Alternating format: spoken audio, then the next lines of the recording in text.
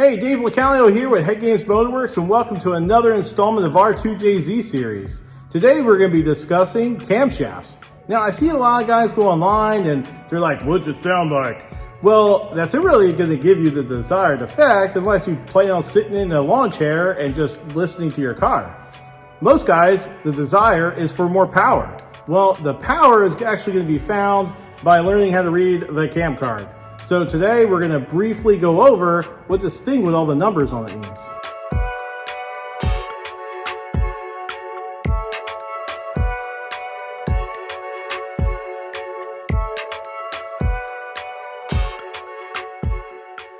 When you look at a camshaft, you'll see the camshaft lobe. The gradual slope of the camshaft lobe is responsible for opening the valve. The amount of time that it takes to open and close the valve is called duration. The duration of a camshaft is measured in degrees of rotation. Most people who choose a cam refer to the cam by its advertised duration number. A common advertised duration is 272 degrees. The problem with using the advertised numbers to pick out a cam is that not everyone uses the same valve lift figure to determine the duration of the cam. When discussing camshafts, it's rare that someone will describe their camshaft's duration as 230 at 40 thousandths of valve lift. But that's what you need to search for on the cam card to make the best choice for your combination. A common issue we run into is people wanting to run more RPM than their cam choice will allow. It's important to consider your wheel horsepower goal and adjust your RPM goals to match the camshaft that fits your power level.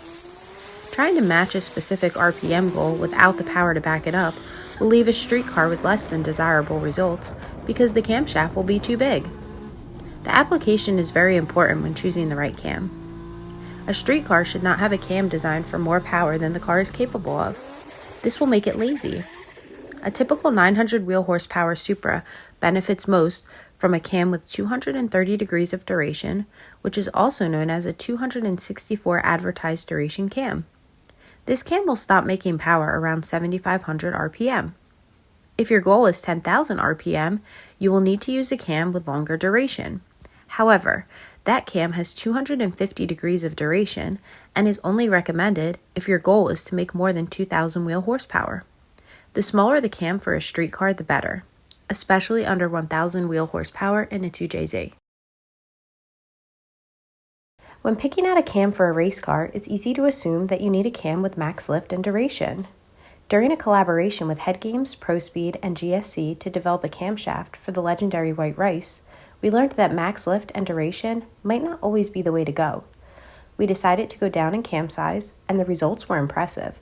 At 2,000 wheel horsepower, the car picked up over 200 horsepower with less duration. Overall, the car gained power and response. New problems arose, like trying to keep the car from doing wheelies without nitrous. This development became the staple of the 2JZ drag race scene, known as the GSC R2 and R2M camshaft. The R2M is a first with add 10 degrees of duration on the exhaust side for methanol use only. This cam powers some of the fastest Supras in the world at the moment.